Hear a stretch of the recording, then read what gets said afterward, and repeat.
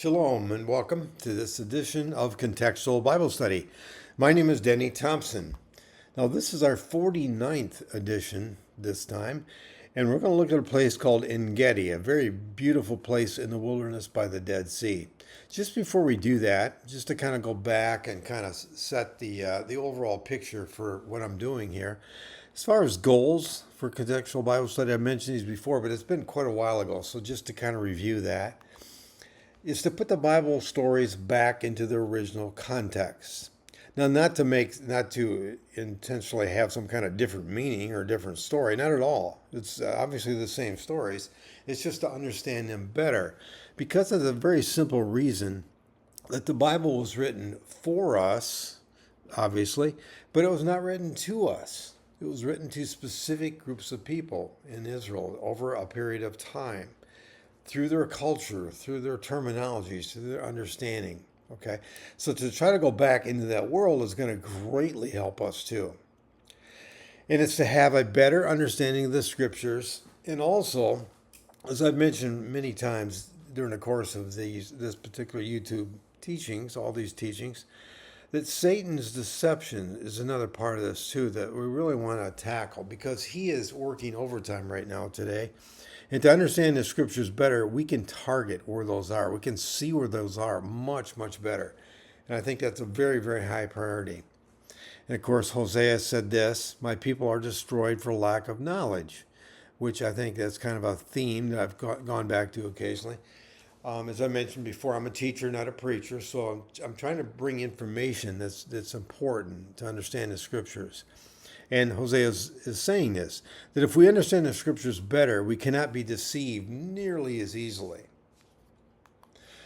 Now, if this channel is valuable to you, if you find it of some value, and really only if that's true, a couple things. If you could like any particular episode that is important to you or that you learned something from, that would be great. All this is helpful to my channel to kind of advance a little bit. If you could subscribe to the channel, that would be great. We picked up several new ones in the last couple of weeks, so that's really good. And also, maybe almost most importantly, if you could share it with other people, so that would help expand it a lot. Maybe particular episodes. Okay, those are all things that would help a lot to try to basically put this particular YouTube channel on the map a little bit, so it has a little more exposure. Okay. Now, let's go back to what we're doing today. Ein Gedi. Now, what does that mean? Now, sometimes the N part, it's really pronounced Ein, but a lot of times it's spelled E-N or N. Okay, quite often you see that, but it's really Ein, because Ein means spring, and Gedi means wild goats. So it's kind of a weird name. The spring of the wild goats is what this word literally means. Okay? And who's the wild goat? Well, the wild goat is a Nubian ibex, which they're found in Africa too. They're found really throughout a large part of that part of the world. So Ein Gedi is the spring of the wild goat. And the goat they're talking about is this one right here. So it's maybe not like the one you're picturing of, but it's this. This is the one that lives here. And these are some little ones that are walking around Ein Gedi. You can see them. When you go visit, you'll see them all over the place. You can see why they call it that. Now, the very first mention of Ein Gedi in the scriptures is here. I like to go back and do that because that's significant. It was in this allotment for the 12 tribes. Okay? And in this particular case, the allotment was in regards to the tribe of Judah. And now, obviously, Joshua didn't have a map, so this is just kind of, superimposed here, but you can see it. But this actually is in the tribe of Judah, is where Ein Gedi actually is. Now, these are some of the names of the towns in that area, and you can see clearly where's the city of Saul and Ein Gedi, okay, the 6 towns and villages, that area. So that's the very first time it's ever mentioned in regards to the tribal allotments, right there. Okay, now, the next time it's mentioned was in regards to a massive group of enemy nations coming up against Jerusalem. Moab, Ammon, and Edom. These are all nations in present-day Jordan on the other side of the Dead Sea. They came through Ein Gedi en route to attacking King Jehoshaphat. King Jehoshaphat was a righteous king. But God gave Jehoshaphat a great victory over this army. Okay, that's just by way of background where it's mentioned real early in the scriptures. So let's look at it. Here we go. Now there it is right there. And then this crevice. There's more to it than that, but this is kind of an overview from way up high. So this was David's favorite place to go, a place of escape. Now you can see Jerusalem way up high in the mountains there, okay, right in the center. And so this is way down low in the Dead Sea. And David loved going down here. And a lot of what he talked about and wrote about was in regards to this place. In particular, a lot of the Psalms. So let's look at this little video right here from Bible Stock. And we're going to kind of zoom in on this place. These are really cool. So here we go. We're moving in on it. Now we can see we're going right into the valley. This is called a wadi, or in Hebrew, a nahal, but generally called wadis. And you can see as we're going up here, you can see signs of life in this desert wilderness that has like no rain. Maybe some years 1 inch, 2 inches at the most. And there's water flowing.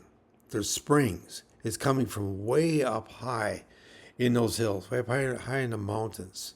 So this place was a lush oasis in the middle of this stark wilderness.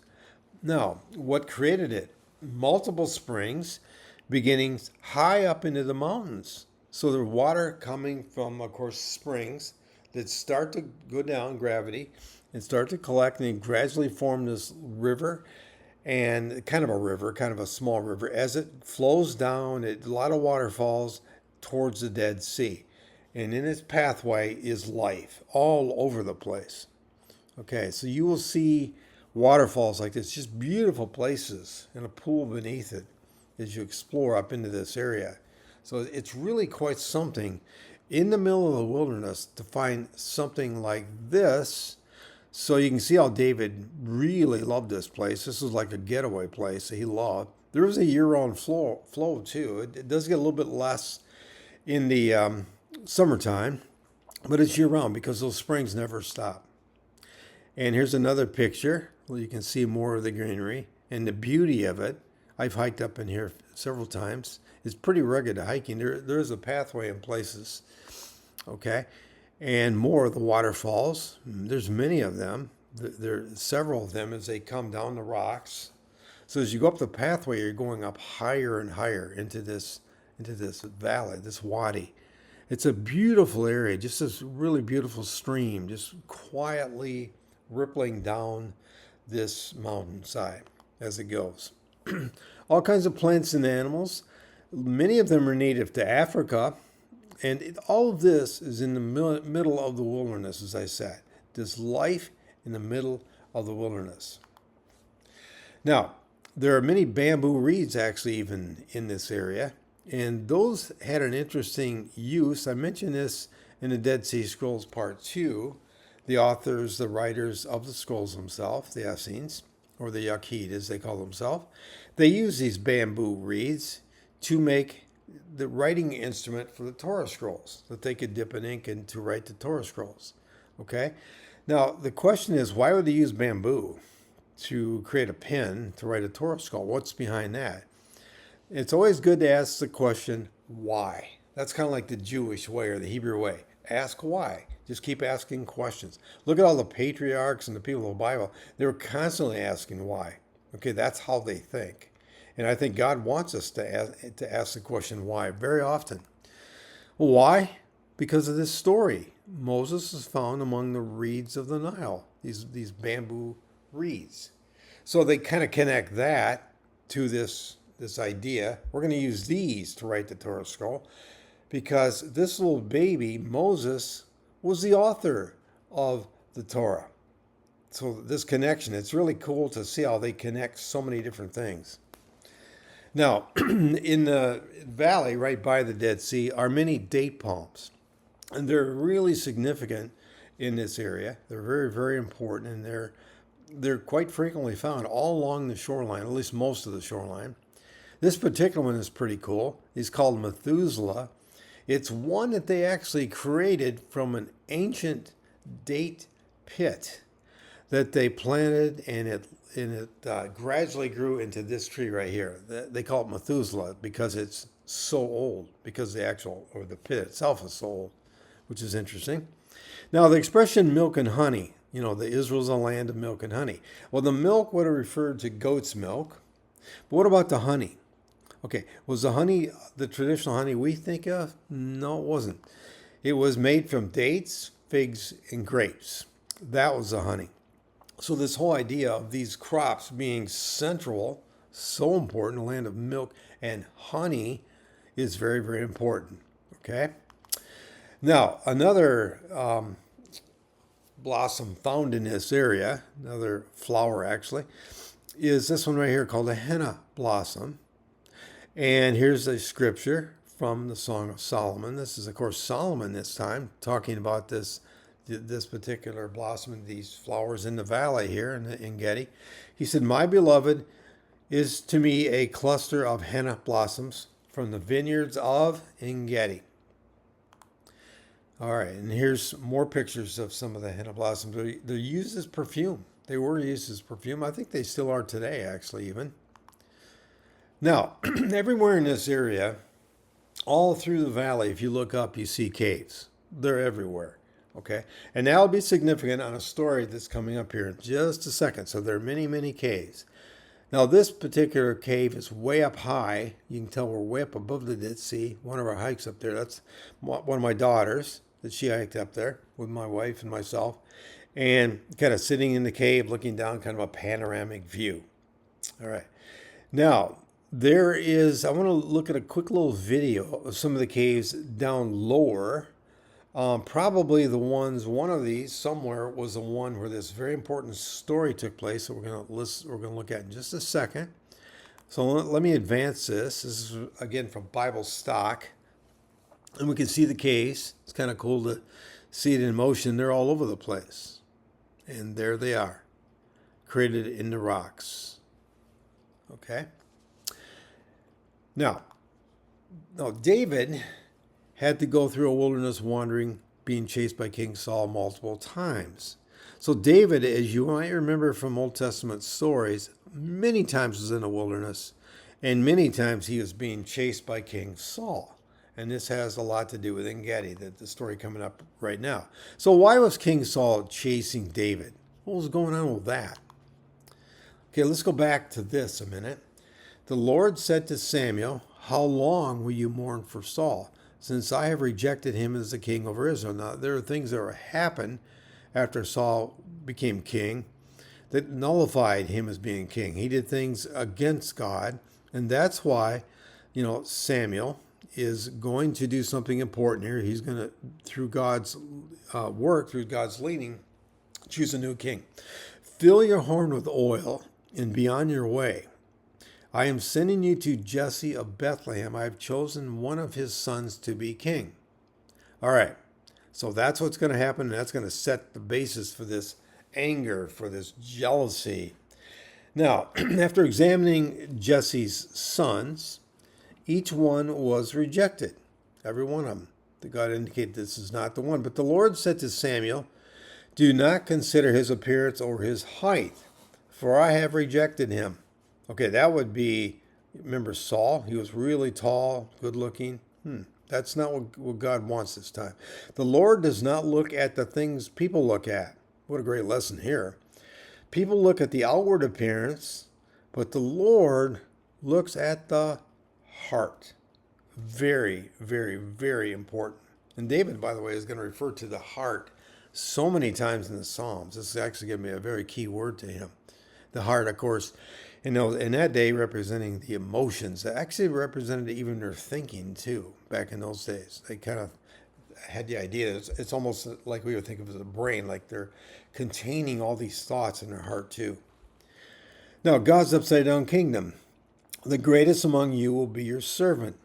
For whoever exalts himself will be humbled. Whoever humbles himself will be exalted." So we have this picture of this David, this young David, and this mighty King Saul. This great, great difference between the two. Okay, what a contrast here. And wait, there's so many stories about this in the Bible. Even Moses, remember, he was the most humble of all men. Okay. So very important in God's world. Now, so Saul was chosen by men, okay, because he's tall, he was handsome, looked like a leader. David was chosen by God. Now, the Godhead was agreed to Saul, but it was a little bit different setup back then because there was a lot of influence of people and they wanted Saul as their king. So he allowed it, but obviously Saul was disobedient to say the least. But David was just flat out chosen by God, somebody very, very unlikely for the job. Okay? Now, of course, David was a shepherd. He really wasn't anything that gave him credibility to become a king. And it's interesting to me, even how Jesus chose disciples that were fishermen and tradesmen. He didn't choose the elite types that had all these, advanced degrees and that kind of thing. Most of them, they're all from Galilee, except for Judas. But he chose regular people. Remember that going way back, the idea of work and worship? Abad is the Hebrew word. It means the same thing. So he's choosing people that are using their occupations for God's glory. Because David did that too, as a shepherd. He definitely did that. So what does God look for? He's going to look for just that. Do we use our skills, the talents, our interests that God has given us for him? And that's what's important. Now, specifically, this anger, this is like the center of this anger of Saul against David, and what's going to lead us to this upcoming story in Ein Gedi is this. When the men were returning home after David had killed the Philistine, now we've jumped ahead in time, obviously, when David was chosen to go out in battle and kill the Philistine, Goliath.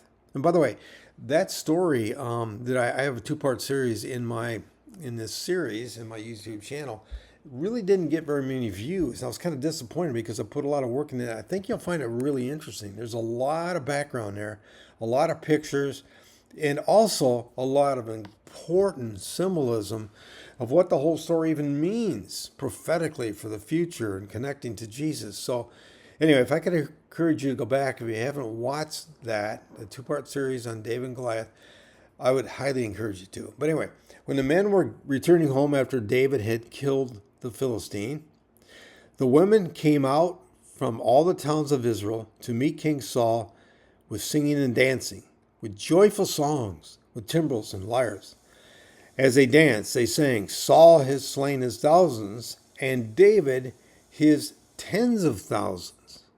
Now, what's that all about? And that made Saul really angry. This kid? You're talking about this kid David? And compared to me? Are you kidding me? He got extremely angry and extremely jealous. So why were they singing and dancing, first of all? What were they so excited about?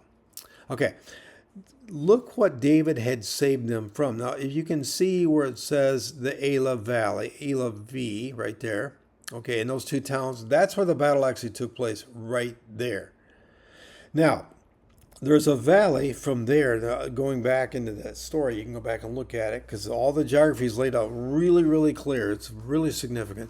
That goes right up to Bethlehem.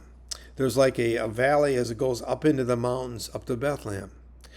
If David and the Israelites would have lost that battle, and Goliath and the Philistines would have won, they would have gone straight up to that blue highway, and that was a highway that connected all the key cities in the hills of Israel, the Judean highlands.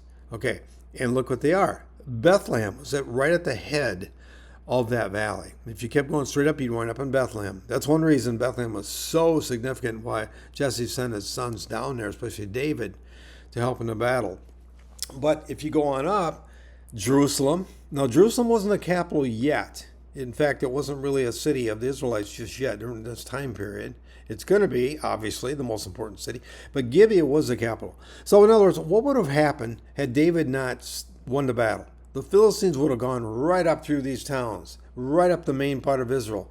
And what would they have done to the women? Well, they would have abused them on a scale unimaginable. And the women knew that.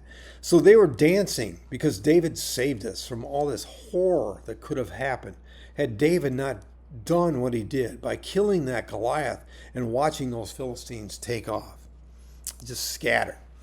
So the difference between David and Saul, David is a hero not because he's an expert with his sling, but he's confident God will fight for him. Okay? That's his skill. And that's what he did. Because he had used it before to ward off wild animals. There were bear back in those days and lion back in that time period. That he had to use it often. That's what it was all about. Totally. He was going to use his skills and he knew that God would fight for him. And he's fighting for the name of God. That the world may know that there's a God in Israel, he said.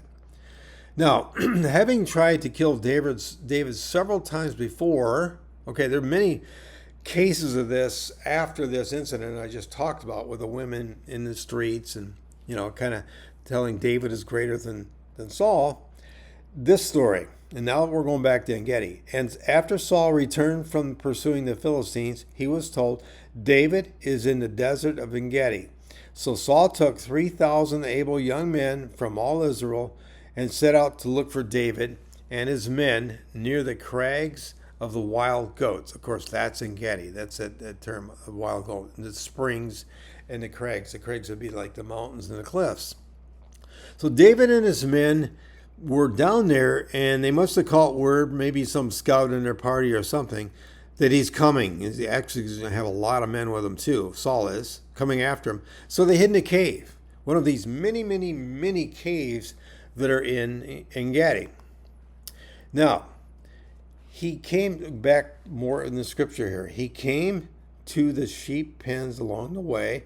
A cave was there, and Saul went in to relieve himself. So Saul's coming down now, and Saul has a whole array of soldiers, like about 3,000. But Saul goes into this particular cave, of all the caves. Remember I told you there was a whole bunch of them, to go to the bathroom. Okay? And probably, wants to get away from his soldiers for a little privacy. Now, it just so happened that David and his men were far back in the cave. Now, they weren't at the entrance. They were way back in the cave. Now, I would suspect they probably heard the soldiers coming and they moved deeper into the cave, but it seemed logical. The men said, This is a day the Lord spoke of when he said to you, I will give your enemy into your hands for you to deal with as you wish. Then David crept up unnoticed and cut off a corner of Saul's robe. Now, this detail is so often missed, the significance of, but it's highly significant, and I want to take a couple minutes to look at it. So why did David cut off a corner of Saul's robe? What's going on with that? What's the point of this? And remember, I said it's always good to ask the question, why? Why did he do this? What was the point? Okay? Why did he cut off that corner of Saul's robe?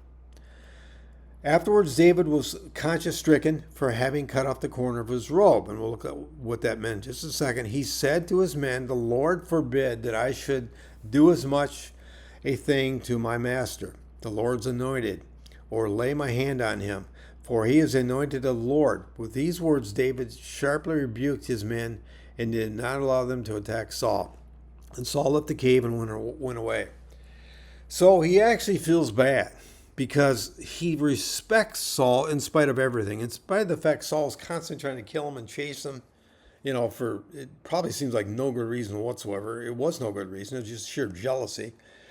He still said, I respect him because God initially chose him after he was, the people wanted him. All right. And he told his men they could have killed him. Could have killed him right there. He's obviously vulnerable. But they didn't. David did not allow it. Then David went out of the cave and called out to Saul, My lord the king. Such respect. It's amazing. When Saul looked behind him, David bowed down and prostrated himself with his face to the ground. Isn't that something? Some urged me to kill you, like his soldiers did, but I spared you. I said, I will not lay my hand on my Lord because he is the Lord's anointed. All right. Now, so let's go back to this idea of cutting off the corner. What is this all about? All right, now the robe that Saul was wearing would have had something like these attached to the corners of the robe. Okay? These are tassels. There's that Hebrew word zitzio, which is kind of a funny word. But we're going to look at these tassels because they're not just the corner of the robe and little strings hanging down. They're incredibly significant. And it has everything to do with this story. So let's look at the original command that God gave. And I actually went over this one time, many sessions ago, in regards to another story. But here's what the command is. The Lord said to Moses, speak to the Israelites and say to them, throughout the generations to come, you are to make tassels, or fringes, sometimes pronounced, interpreted, on the corners of your garment, with a blue cord on each tassel. Okay, so that's what God is commanding, on the corners. You will have these tassels to look at, and so you will remember all the commands of the Lord. So we're already learning here, these things have significance. All right, we're going to learn exactly what significance. So these tassels or fringes, they're called tzitzit, funny word. That's singular, like one tassel is tzitzit. Several are called tzitzio, with a whole bunch of fringes put together. So, tassels or fringes. At the corners was called the kanaf. The corners, and it's sometimes called the wings. Okay, kind of like the wings of an eagle in a sense, and that actually is going to be something that they use to this day in Israel. The chief priest will go up and literally hold one of these up in the air to indicate God's covering, the wings, kind of like the wings of an eagle. So these corners or wings. You will have these tassels to look at. So what do they represent? You can see these men at the western wall, the Wailing Wall right here, just regular people praying. Okay, including a soldier. All right, let's look at them. What do they mean? So we need to know that to understand this story, to understand what David just did and what was David saying. And Saul knew what he was saying. All right, first of all, the 5 books of Torah. Okay, there are 5 books. The Torah is the most important part of the scriptures to the Jews. Always have been. So look at the knots. 1 knot, 2 knots, 3 knots, 4 knots, 5 knots. The knots represent, as you can see, the Torah. So those fringes represent, the knots represent the Torah. So when somebody's wearing them, they're saying, the Torah is my guide. I have it literally attached to my clothing. That's how important it is to me. Okay, now let's look at the most holy name of God, Yahweh. It's got 4 letters, Yud-He-Vav-He, YHWH. Sometimes it's a V or a W, but quite often it's a W. I have a W in this particular case. So the holy name of God is represented in this Tzitzio 2. Let's see what they are. The spaces between the knots, 1, 2, 3, 4. There they are. So you can see what's going on here. You can see exactly what's going on. The 4 knots represent God's most holy name, and the 5 of the books of Moses. So by wearing them, you're saying the Bible is my guide and God is my Lord. Yahweh is my Lord. He's the one I follow. Now, just to put this in here, this is in regards to another story we looked at sometime back here, but I just want to remind you of this because it's really significant. The tassels in the Jesus wore, they call the garment actually the talit. That's what it's called, the garment that these are attached to, was very special, just like everything about Jesus. Now, his tassel was a fulfillment of a prophecy. What prophecy? The one in Malachi. But unto you that fear my name shall the Son of Righteousness arise with healing in his wings. Now remember, the corners are the wings. That's what the tassels are attached to. These tassels with knots and spaces on the corners. So, okay, that's interesting. Son of Righteousness, I am the light of the world. Whoever follows me will never walk in darkness, but will have the light of light. That's kind of like this idea of Son of Righteousness, who Jesus is. All right, so that's even the title. But his talit had special significance. It literally had healing in it. And that's why that woman who was subject to bleeding, remember that story? Had to get through the crowd, and she had to yell unclean, unclean as she went through the crowd.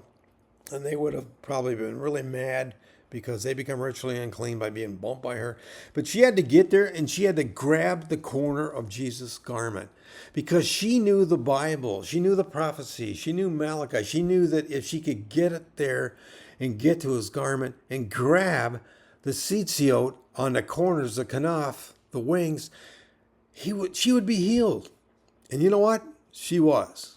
What an amazing story. If you hadn't followed that particular story or didn't cover it, I would encourage you to go back to it. It's back some, I don't remember the exact number, but you'll see it. Okay. So significant. The Messiah's talit was so special. So what was David saying, back to this, what was David saying when he cut off the corners, the fringes of this garment, this talit that King Saul was saying? Well, clearly he was saying, you, King Saul, you, who should have been the king of Israel, who should have been honoring God, the Lord, Yahweh, as your guide, and following the Torah, the word, did not. And by me cutting this off, I'm telling you that.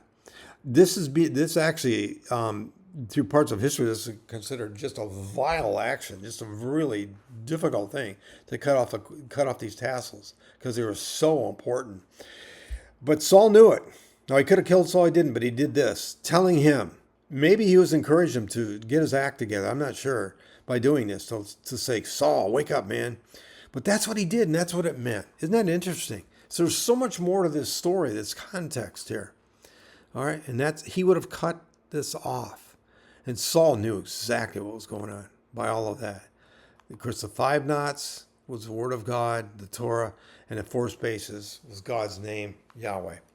Now, lessons from Ein Gedi animals, which is kind of cool. There's a bunch of them, and they're in the Bible. They're in the Psalms and Song of Solomon. This little guy is kind of cool. He's called a rock coney. He was one of Solomon's wise creatures.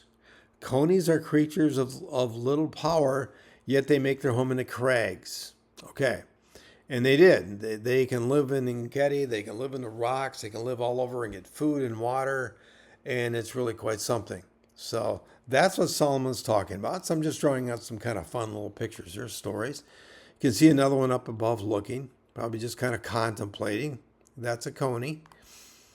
Now, remember the Nubian ibex is the wild goat of Ein Gedi.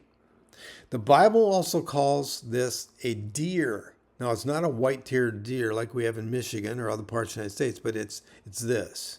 It's a Nubian ibex. Okay, remember Ein Gedi, the spring of the wild goats. That literally is named after this creature living in the springs in this area. Okay, what about them? What do they teach us? Okay, lessons from the deer. We'll call them the deer right now. All right, you can see one right here. It's amazing to watch them as you're walking around Ein Gedi. How these animals can just walk over these rocks like nothing. I mean, it's just terrifying. You think they're going to fall, but they don't because their feet are geared for this. They walk right to the edges, right very much to the edges. Now, the rabbi had a specific statement about these deer, these ibex, okay, these wild goats, call them, you can call them. And here's what, actually the scriptures said this, and I want to mention something that the rabbis kind of extended this. The sovereign Lord is my strength.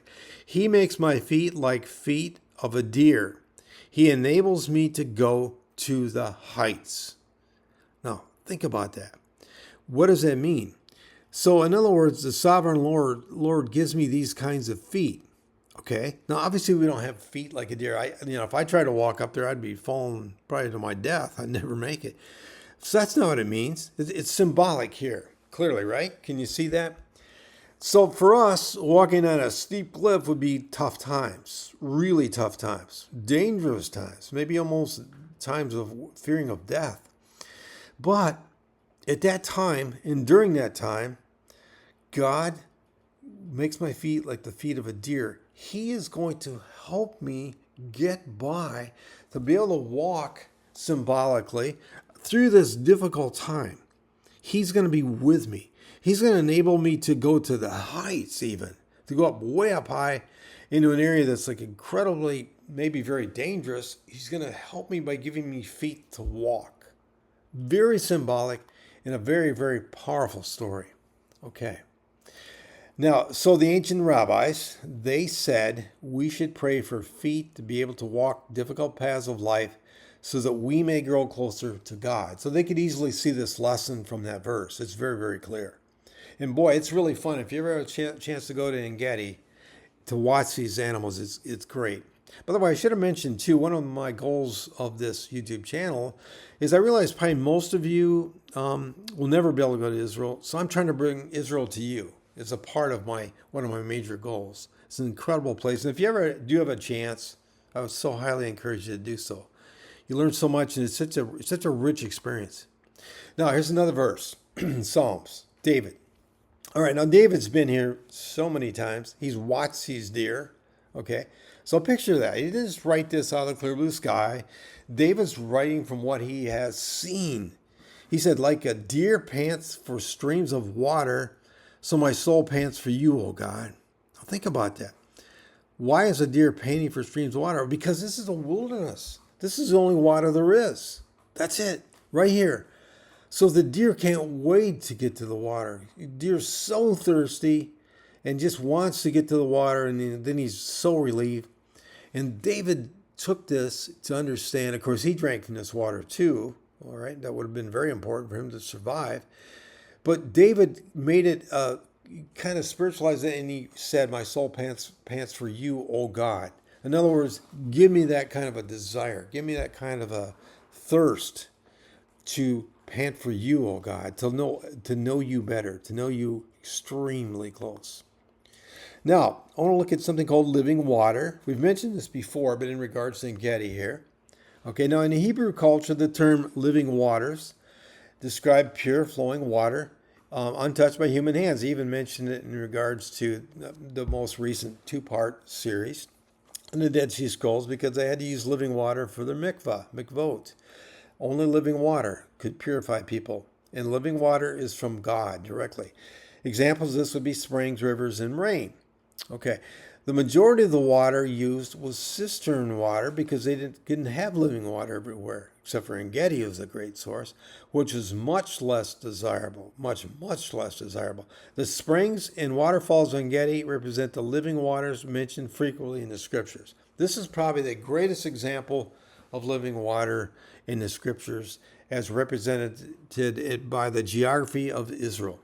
Now, for Hebrew culture, the refreshing and pure waters of Ein Gedi were not only a place to get a much-needed drink in the middle of a desert, but they also represented a picture of God's encouragement and sustainment. One psalmist described his soul as thirsting for God in a dry and weary land where there is no water. Okay, you can see the symbolism. It's so easy to see. My people have committed two sins. They have forsaken me, the spring of living water. Okay, remember this particular verse here? This is in Jeremiah. And have dug cisterns, their own cisterns, broken cisterns that cannot hold water. The difference is, this is something that man makes. They dig it out and they put water in there. And this water is not very good very long. It gets hot and dirty and everything else. But of course, it's not evil to do that. They had to create a place with water. Okay, but it doesn't compare to living water. Not even close. This Jeremiah is talking about this whole idea of not relying on the source of living water, but to rely on my own source. And boy, is that a big one today. It's everywhere. You know, like I am the source of all truth. That's what's represented by this cistern. And Jeremiah is saying, no, not even close. This will not sustain you. If you try to find your own pathway, if you try to find your own truth, okay, it's not going to work. It's going to be disastrous because the source is the one who is the source of living water. So we have living water compared to broken cisterns. There's no comparison. And the world is consumed with broken cisterns right now. That man is the source of all truth. That's one reason the United States is under such assault, because we are a country that was based on the scriptures, a Judeo-Christian country. And much of the world wants nothing to do with that. That's why the United States is so much under assault, from without and from within. Now, broken cisterns, the symbolism is pretty clear. I've already mentioned some of it. Here's some examples of cisterns right here. And what's the result of that? No, it's only going to be dirty, warm, just really not good water. In fact, people can get sick from it eventually. So it's very clear. By men's own efforts, it's not going to work. It'll never work. Okay. This whole idea, we hear it a lot. You can be as God. Well, that's the original lie from Satan. And we have so many different stories today that involve people becoming, they even have terminologies like the cosmic Christ. Someone have this mystical Christ within me, or I am the Christ, this universal spirit. There's all these new age type stories blended into Gnosticism that are not new. In fact, they're ancient, but a lot of people think they're new. They're not, because it goes back to this. I'm going to be God. I'm going to make the call. That never works. Now, bless the Lord, O my soul, all that is within me. Bless his holy name. Now, I'm going to look at something kind of fascinating here about the word bless. Okay. Now, the word bless is barak in Hebrew. Okay. It's connected to the Hebrew word for kneeling or pooling of water. Now, we might wonder, what's the connection between those two? Kneeling means to go down low. Well, pooling of water is going down low too. The pool of water gathers at a low place, gravity, symbolizing humility. So barak, a bent knee by a low pool, we can receive blessings from low spots. All right. So there's a lot here. If we unpack what that word actually means, barak, okay, and this whole idea of this pool in barak, this lowness, this humility, that's when the blessings come. It could mean multiple things. It means our spirit of being humble before God, obviously. And it could even mean in very difficult times during that time period. I'm still going to bless the Lord. Okay. This is actually a picture from Ein Gedi right here, one of the pools of Ein Gedi. And there are many of them. He leads me beside still waters. Okay. Now, you've heard that verse. All right. That's part of Psalms 23. Oh, it's still waters. The Hebrew word is menunchah, which means a Sabbath-like rest. Now, you can picture why, of course, David wrote that psalm, why he used that word. Okay, a Sabbath-like rest. The Sabbath was the day of complete rest, and that's what still waters, this pool, is like. So the question is for us, where is our still waters? Okay, we don't maybe have an Ein Gedi, but we have other places that are still waters. They're a place that we can just get at rest, just get before God and being humble and being at rest. Apart from the craziness and just all the stuff going on in the world and all the negativity, there's so much of it. There's still waters for each one of us. And that's what David is saying. You can imagine him running from Saul all this time. He's just constantly running and all this stuff. And he eventually has time to just sit there, and he leads me beside the still waters. Isn't that an amazing picture? I think that's really rich, and I think it definitely applies to us too. One last thing. There's a last day prophecies that's going to be fulfilled right by Ein Gedi that I want to look at here, involving the Dead Sea, Ezekiel 47.